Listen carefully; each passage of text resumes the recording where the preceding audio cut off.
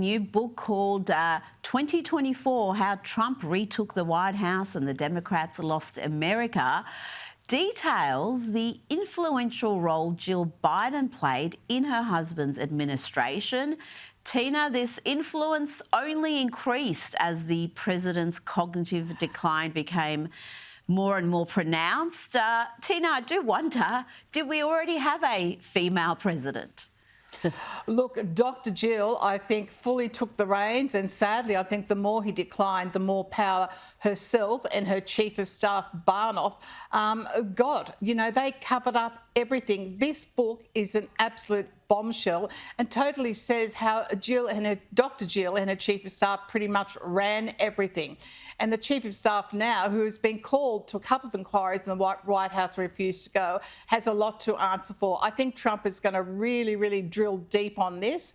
But of course, Dr. Jill and her Chief of Staff are in a protected species, and the Chief of Staff is now heading up the President Biden library. But I think the full truth, it's coming out now, and we all knew. I mean, we all witnessed it, and it's disgraceful how everything was covered up.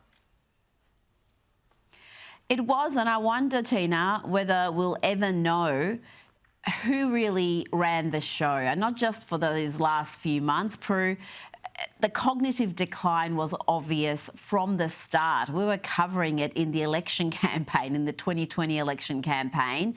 Do you think we'll ever have any sort of transparency on who made some of these big calls, who decided, even in the final days, was going to be on the pardon list, the presidential pardon list? Well, there's been such a cover-up, and when you look at how Jill Biden attended Hunter's trials, even when she had to travel, overnight from, international countries, the influence was cancerous. I also wonder how much Obama had a play in it all as well, although Jill seems to be such a power-hungry type and a controlling type. The fact that she's a doctor too, she knew what was wrong with her husband, but well, power, she's not a real doctor, Prue. She's well, whatever she was. No, she's not. She's got a doctorate in education, I think. Yeah. Oh, right. Yeah. Well, she needed to learn a few things about democracy and why he was perhaps appointed, and that it was totally undemocratic for the wife, the +1, to be running the country if that's the case. But, there was something so smelly about that whole administration and the Democratic Party, and it's all coming out, and it needs to. And, people throw a lot of mud at Trump, but this is so much worse. The House committees are not giving up. They're still requesting they appear. We'll see what the consequences of these guys refusing to appear continually.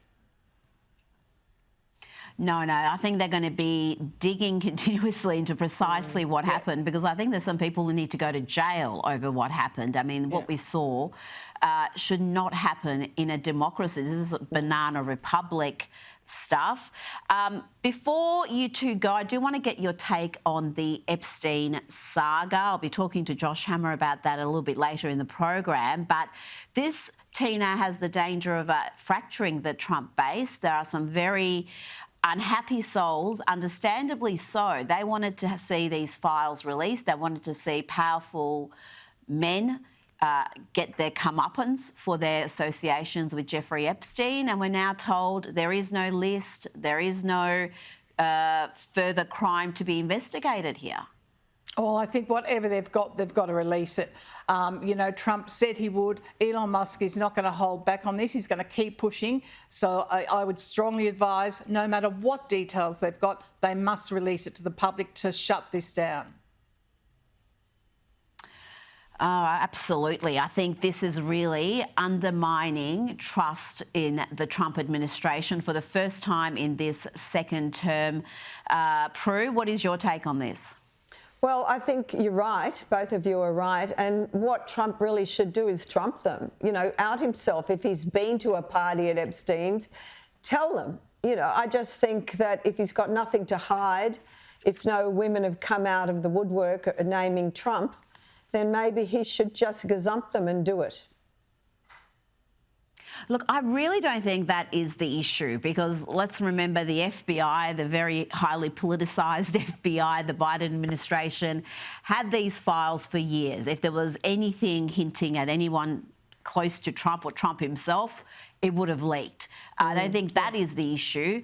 I think whatever evidence they had has been destroyed. They knew who was coming in. They knew Kash Patel was going to be FBI director. Yeah. That's my suspicion, unless there are still people within the FBI and the Justice Department who are not acting in the full interests of the justice system and transparency. But yeah, I think this is something that Donald Trump can't ignore. I think he wants to move on from it and concentrate on other things. But this is a matter of trust.